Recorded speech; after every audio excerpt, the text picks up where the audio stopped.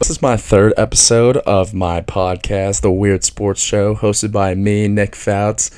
And today we are getting into the most recent weird sports story involving March Madness. Aden Holloway, Alabama's second leading scorer, got arrested for having 2 pounds of pot in his house right before the tournament. And there's been updates in the story, so I'll fill you in on that. And I'm calling it Weedgate, Potgate, whatever.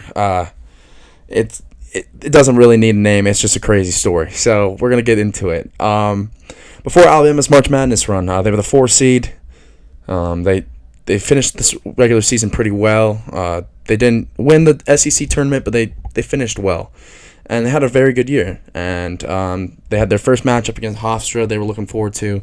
They got some shocking news right before. They ended up having to suspend Aden Holloway, their second leading scorer, because he was arrested for having 2 pounds of marijuana at his home.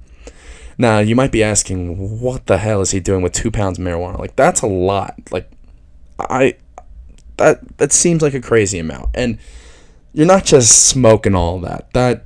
There's something more to it. Anyway, he was allegedly he had all that pot in his house. And right before March Madness and right before the tournament, the biggest tournament of their lives. So it was really unfortunate timing for a team that, some people thought, they could surprise some people, not surprise some people, but they could make a run in the NCAA tournament if they have all hands on deck. And tonight they're playing Michigan, so I thought it was relevant to cover this story. And they're still without their leading scorer, but we'll see what happens. He was arrested for first-degree possession of marijuana.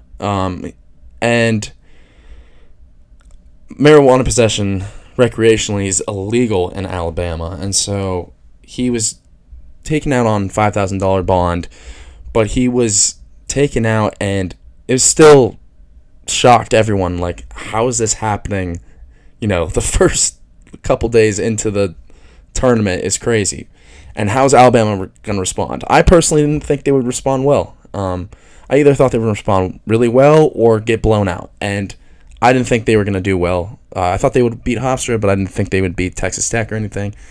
And they ended up smoking Hofstra, beating them pretty well, and they ended up demolishing Texas Tech, which I did not expect. They destroyed Texas Tech.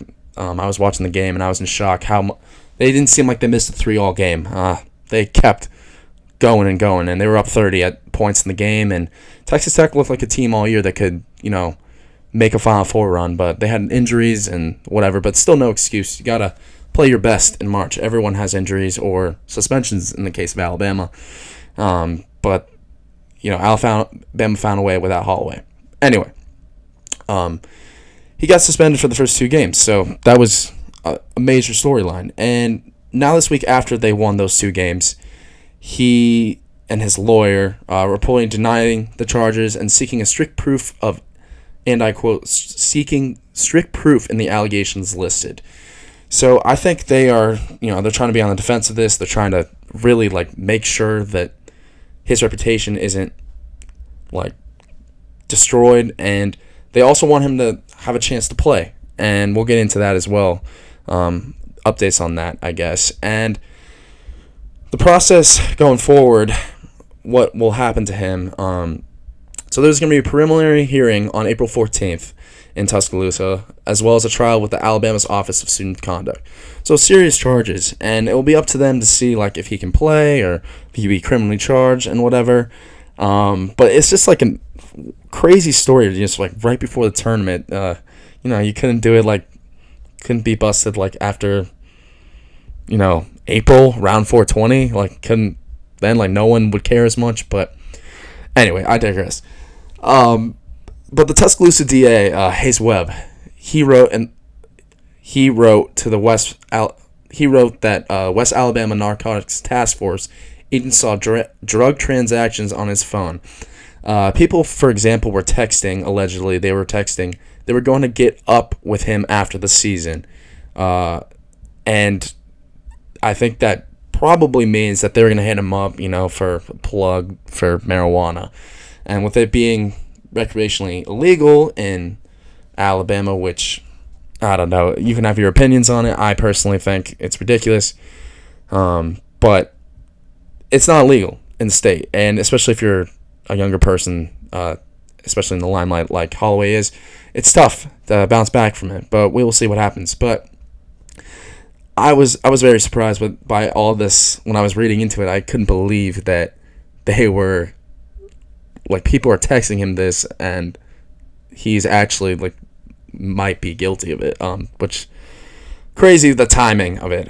I feel bad for the kid. Anyway, but one of the funniest things that I found out when I was glossing over the story and when I was reading into it was how Holloway told the narcotics agents that marijuana was from someone out of town. It was a friend out of town. And I just immediately thought, like when a little kid is, like, trying to be, like, they're in trouble and they're trying to get out of trouble, and they say to their parents, like, oh, it's my imaginary friend's stuff. Like, that, my imaginary friend did it, or my friend did it. Yeah, my friend broke that vase or whatever. My friend broke the toy, like, something like that. And, like, pointing to your friend, like that, it's a crazy excuse. I think it's hilarious, and it just makes this layer of the story like so funny to me. Anyway, and he also said that he only smokes and claimed to have only a quarter of a pound. So that, I mean, he's not fully admitting that he is nothing to do with that weed, but he just says, I don't have that much, which is fair, but it's also still illegal in Alabama, so that's another storyline. But Holloway he's been trying to get permission to travel with his team. So he was actually granted, as of today, this morning, on Friday, March 27th, he was granted the ability to travel with his team to Chicago to take on their Sweet 16 matchup against Michigan. He will not be playing in the game. He was declared out by the Alabama, but he still has to go through the student code of conduct trial to even play in this game, or in the future game if they were to move on. Not playing this game, but like future games. If they were to make the Final Four or whatever, they would have to have student conduct clear him, which I do not think is likely. Anyway, but yeah, Alabama plays the number 1 seed tonight anyway, and we'll see what happens. This story is added to a very weird layer to this March Madness, and it's ridiculous, and I think it's hilarious, and I think I really enjoyed reading about this story and how, like the layers of it, and how he said that it's a friend's pot in his own house, which could be true. I mean, you never know if he has roommates. I'm assuming he does if he's in college, but that's a classic, like, I'm guilty excuse. But I hope for his case that it's all alleged and it's all not true. But that's it for Weird Sports Show episode 3. Have fun watching March Madness, and I hope you enjoy the rest of your week. And thanks for listening, and have a great week. Thank you. Bye.